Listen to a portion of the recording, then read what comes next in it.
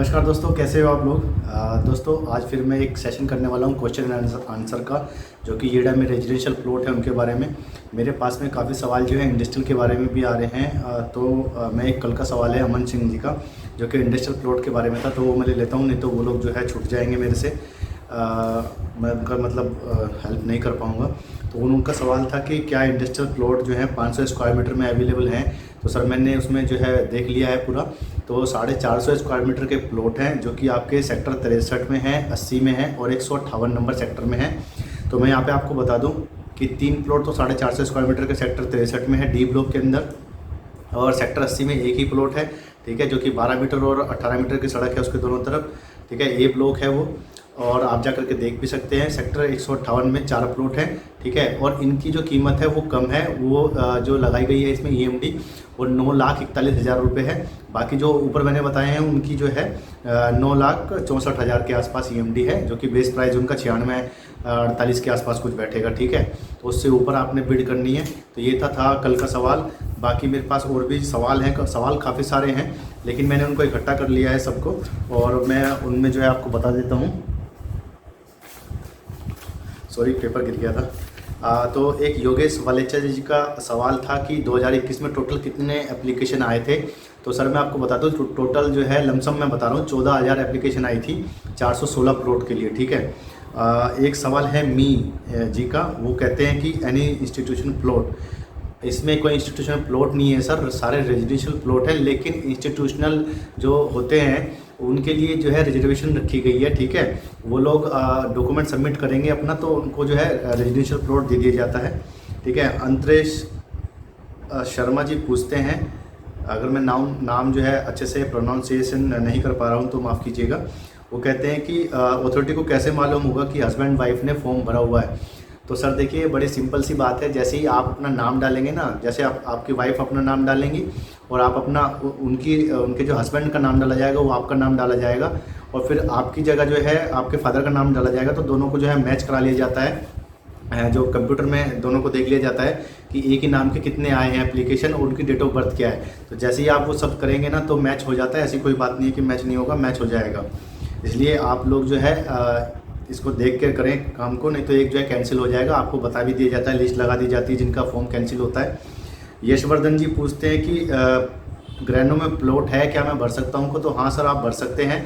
ये खाली येड़ा के लिए है कि येड़ा में आपका फ्लैट प्लॉट नहीं होना चाहिए कोई भी, तो आप नहीं भर पाएंगे। आपका ग्रैनो में है कोई बात नहीं। देखो ज़मीन सारी जो है ये गौतम बुद्ध नगर की एक ही है, लेकिन कहानी क्या है कि 3 अथॉरिटी हैं, ठीक है। तो तीनों अथॉरिटी को अलग अलग पैसा चाहिए। ग्रैनो का अलग पैसा है, येड़ा का अलग पैसा है, तो आप भर सकते हैं, इसमें कोई दिक्कत नहीं है।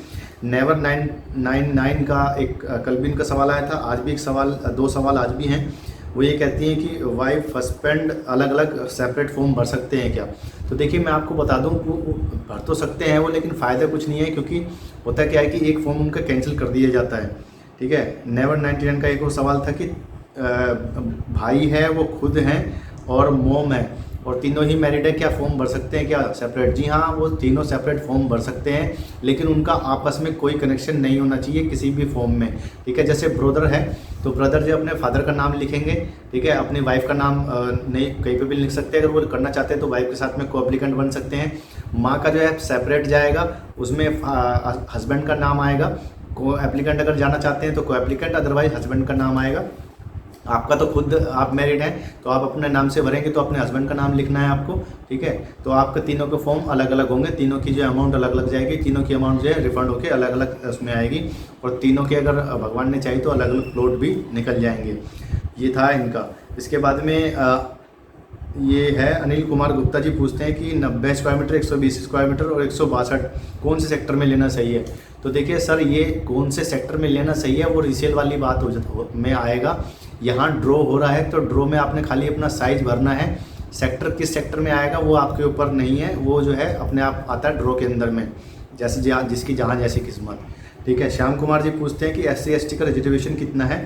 तो इन्होंने मेरे से पूछा था, अभी जस्ट मैंने इनका कमेंट पढ़ा कि ये 500 स्क्वायर मीटर के लिए पूछ रहे थे, क्योंकि उसमें जो है कम प्लॉट हैं, तो किस में कितनी वो होगी। तो सर रिजर्वेशन का ऐसा है कि 21% तो एससी के लिए है, 2% उसमें एसटी के लिए है, ठीक है। 4% जो है उसमें आपका आता है जो डिसेबल पर्सन होते हैं, उसमें से भी 1%, 4 में से 1% यानी कि 3% आप ये मानिए डिसेबल जो होते हैं उनके लिए है, और 1% जो है जो जिनकी आई इम्पेयर्ड जो हैं, विजुअली डिसेबल हैं, वो लोग, उन लोगों के लिए 1% है, ठीक है। उसके बाद में एक आता है सौरभ चौधरी जी पूछते हैं कि किस में ज़्यादा चांस है, 300 में या 500 स्क्वायर मीटर वाले में। तो सर किस्मत की बात है, देखिए ये एक ऐसा क्वेश्चन है कि आप लोगों ने पूछा है और हम लोग, सपोज कीजिए मैं यहाँ पे आंसर करता हूँ, ठीक है, किसी भी बारे में, इस चीज़ को समझना आप थोड़ा सा। तो होगा क्या कि मोस्टली लोग जो है ना, जैसे मैंने बोला उसी तरफ भागने लगेंगे, ठीक है। और जब ज़्यादा लोग उसमें बिड करेंगे तो चांसेस वैसे ही ख़त्म हो जाते हैं। तो ये साइलेंट गेम है, जितना इसके बारे में लोगों को कम पता चलेगा उतने ही आपके चांस बढ़ते हैं, ठीक है। मैंने यहाँ पे एक खुलासा किया है, इसको थोड़ा समझने की कोशिश कीजिए। चांस के लिए यहाँ पे कोई ऐसा नहीं है कि भरमार है प्लॉट की और जो है ना इतना वो आएगा। किस्मत ऊपर वाला देता है, बनाता है, ठीक है। हम लोग कहते हैं कि किस्मत हम बना रहे, किस्मत हम नहीं बनाते भैया, हम तो खाली फॉर्म डाल सकते हैं।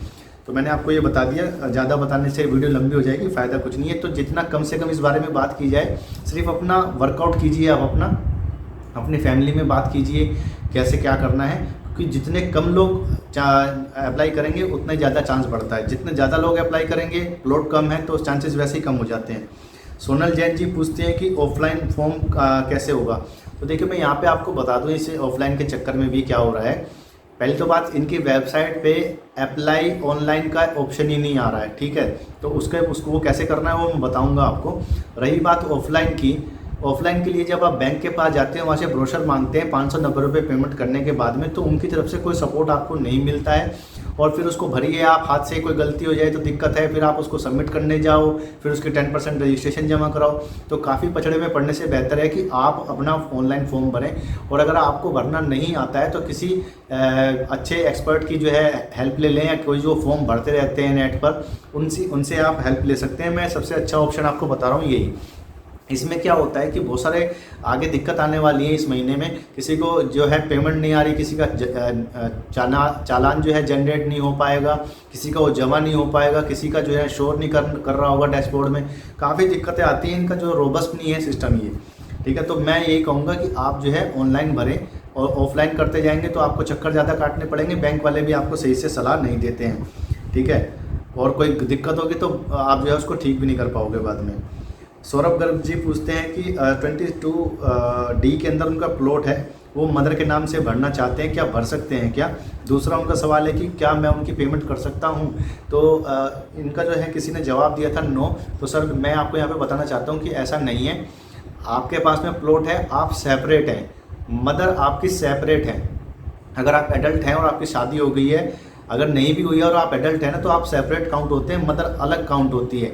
मदर के साथ में आप जो को एप्लीकेंट बन सकते थे अगर आपका निकला ना हुआ होता। लेकिन यहाँ पे क्या है कि आपका फॉर्म, आपका फ्लैट निकला हुआ या प्लॉट निकला जो भी है, आप येड़ा के जो है अंदर में है, तो आप अपनी माँ का सेपरेट फॉर्म भर सकते हैं, ठीक है। उनकी पेमेंट भी कर सकते हैं। अब मैं यहाँ पे इसका लॉजिक समझाता हूँ। देखिए क्या होता है कि सपोज कीजिए किसी के पास में पैसे नहीं है लेकिन उसको प्लॉट चाहिए।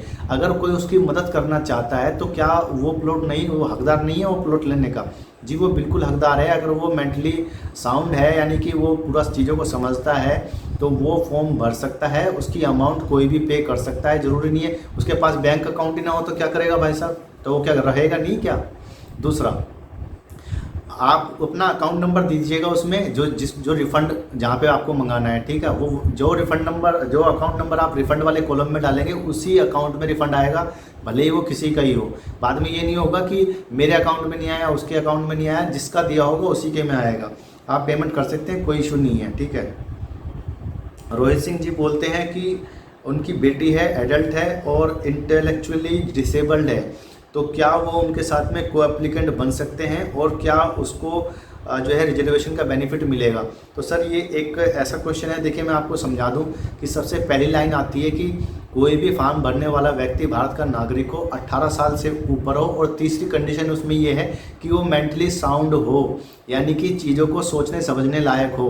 तो आपने यहाँ पे जैसे कि मेरे को बताया she is intellectually disabled, so she can not, ठीक है, वो नहीं भर सकती है और आप को एप्लीकेंट तो बिल्कुल भी नहीं बन सकते हैं उसमें, और इसलिए आपको रिजर्वेशन भी आपको उसमें नहीं मिलेगा। सॉरी सर, ये जो है थोड़ा सा यहाँ पे इंटेलेक्चुअली जो डिसेबल आपने किया है, तो आप अपने तौर पर देख लें कि क्या वो चीज़ों को समझने लायक हैं, क्या वो जो फॉर्म में टर्म एंड कंडीशन है क्या उसको समझती हैं। अगर हाँ तो आप जो है चैलेंज कर सकते हैं, अदरवाइज़ थोड़ी दिक्कत होगी सर। टेक एवेंजर पूछते हैं सेक्टर 16 का मैप शो करूं मैं और उसकी लोकेशन वगैरह दिखाऊं, तो सर मैं आपको एक वीडियो में दिखा दूंगा, जैसे कि मैंने आपको कमेंट में भी लिखा है, मैप मेरे पास में है, ठीक है। मैं उसको एक ड्रॉ करके आपको दिखा दूंगा, क्योंकि वीडियो में शायद इस तरह से बताना दिक्कत होगी। मैं वाइट बोर्ड पीछे लगा करके आपको दिखा दूंगा कहाँ कहाँ पे क्या लोकेशन है, पूरा मैप मैं आपको समझा दूंगा, जैसे मैंने लास्ट ईयर में समझाया था, लास्ट ईयर भी समझाया था। अच्छा, एक 14 क्वेश्चन है सैम 1 का, उन्होंने काफ़ी सारे क्वेश्चन पूछ लिए हैं एक ही कमेंट में, तो अच्छा है ये बात भी। वो कहते हैं कि पहला क्वेश्चन उनका लोन 90% हो जाता है क्या? तो देखिए ये बैंक के ऊपर डिपेंड करता है, आपके ऊपर डिपेंड करता है। बैंक तो लोन दे सकता है क्योंकि 10% आप अमाउंट दे चुके हो हीड़ा को रजिस्ट्रेशन के रूप में, ठीक है, तो वो आप वहाँ पे चेक कर लीजिएगा, बिल्कुल मिल सकता है, 80% तक लोन मिल जाता है, कोई दिक्कत नहीं है। वो पूछते हैं रिफंड टाइम कितना होता है अगर अनसक्सेसफुल हो जाता है आदमी, तो मैं आपको बताऊं वैसे तो 1 मंथ बोलता है हीड़ा अथॉरिटी जो है, लेकिन 2 से 3 महीने भी लग जाते हैं, किसी किसी का लेट भी हो जाता है, कोई ऐसा शॉर्ट वो नहीं है कि इतना है, लेकिन हाँ मैक्सिमम 2 मंथ में सबका आ जाता है, मैक्सिमम 2 मंथ में सबका आ जाएगा। ये कहते हैं कोई फार्मर डिस्प्यूट तो नहीं है लैंड पे, तो देखिए मैं आपको ये भी क्लियर कर दूं यहाँ पे सभी को कि फार्मर डिस्प्यूट क्या होता है कि ये जो है अथॉरिटी क्या करती हैं, ये एक्वायर करती हैं ज़मीन को। जैसे ही एक्वायर हुई, इन्होंने प्लान डेवलप किया, लॉन्च किया स्कीम, वैसे ही किसानों को पता चलता है कि भाई यहाँ पर इन्होंने रेट बढ़ा दिए हैं और अब ये जो है रेट बढ़ा करके पैसे लेंगी, तो वो जो है एजिटेशन कर देते हैं और जो है धरने वगैरह पे बैठ जाते हैं। तो फार्मर डिस्प्यूट कब हो जाएगा, कब कैसे हो जाएगा नहीं पता। जब वो मामला कोर्ट में जाता है तो कोर्ट भी उनके हक में ही फैसला देते हैं और आपको जो है एक्स्ट्रा पेमेंट करनी पड़ती है, ठीक है, जो कि फार्मर कंपनसेशन के नाम से आती है एक टर्म, तो वो आपको देनी पड़ेगी 64% समथिंग, वो कुछ ऐसा बनता है। तो ये चीज़ आप अपने ध्यान में रख लें, फार्मर डिस्प्यूट कभी भी हो सकता है और कैसे भी हो सकता है, भले ही उन्होंने वो एक्वायर की हुई है, ठीक है, ये हमारे हाथ में नहीं है किसी के भी। प्लॉट हैंडओवर टाइम क्या है? तो ये पूछते हैं कि अगर मैं मेरा नाम आ जाता है, अलॉटमेंट हो जाती है, तो प्लॉट हैंडओवर कब होगा? सर मैंने आपको नहीं कल एक वीडियो में बताया था कि प्लॉट हैंडओवर जब होगा जब आप पूरी पेमेंट कर देंगे और प्लॉट पूरा डेवलप कर दिया जाएगा अथॉरिटी की तरफ से, यानी कि वहाँ पे अब किसी भी तरीके की कोई दिक्कत नहीं है, आप जाएं और बनाएं अपना और रहें। तो इसके लिए कोई टाइम लिमिट नहीं है, जैसे ही आपको अलॉटमेंट होता है उसके बाद में वो प्रॉपर्टी जो है वो डेवलप की जाएगी। डेवलप होने के बाद में अथॉरिटी आपको कहेगी कि आप पैसा जमा करा दें, हालांकि वो पैसा पहले ही ले लेती है। एक चीज़ और मैं यहाँ पे बता दूँ आपको, इसमें 3 ऑप्शन होते हैं, ऑप्शन 1, ऑप्शन 2, ऑप्शन 3। तो ये जो ड्रॉ किया जाएगा ये ऑप्शन 1 वालों के लिए पहले किया जाएगा, जो कि होते हैं कैश वाले, यानी कि वो तुरंत जो है पैसा दे देंगे अथॉरिटी को, ठीक है। इसके लिए ऊपर भी मैं एक डिटेल वीडियो बना दूंगा, छोटी सी शॉर्ट वीडियो, ताकि आपको पता चल जाए। तो ऑप्शन 2 और 3 वाले ये सोच के चलें कि उनका ड्रॉ नहीं होने वाला, क्योंकि एप्लीकेशन इतनी ज़्यादा आती हैं कि ऑप्शन 1 में ही जो है निपट जाता है कहानी, और 2 और 3 वालों का पैसा ऐसे ही अटका रहता है। जो साफ और सच बात है वो तो यही है, बाकी आप भर सकते हैं, ठीक है। तो हैंडओवर का मैंने सर आपको बता दिया, हैंडओवर कब होगा कुछ नहीं पता, क्योंकि जब तक लीज डीड नहीं होगी तब तक आपको जो है हैंडओवर नहीं होगा वो प्लॉट। रजिस्ट्री एंड बाकी में कितना खर्चा आता है, बाकी जो प्रोसेस है, तो देखिए रजिस्ट्री और उसमें जो है ये गवर्नमेंट का रेवेन्यू डिपार्टमेंट का काम है, ये अथॉरिटी से अलग होता है। वहाँ पर जितना भी जिस टाइम आपकी रजिस्ट्री होगी, लीज डीड कराई जाएगी, वो किस % पे चल रहा है, अभी 7% है, ठीक है, मेल के लिए, ठीक है, फीमेल का अलग होता है और जॉइंट में अलग होता है परसेंटेज, जो सर्कल रेट होता है उसके हिसाब से होता है। इसके लिए भी मैंने वीडियो बनाई हुई है, वो भी आप मेरी वीडियो देख सकते हैं डिटेल में।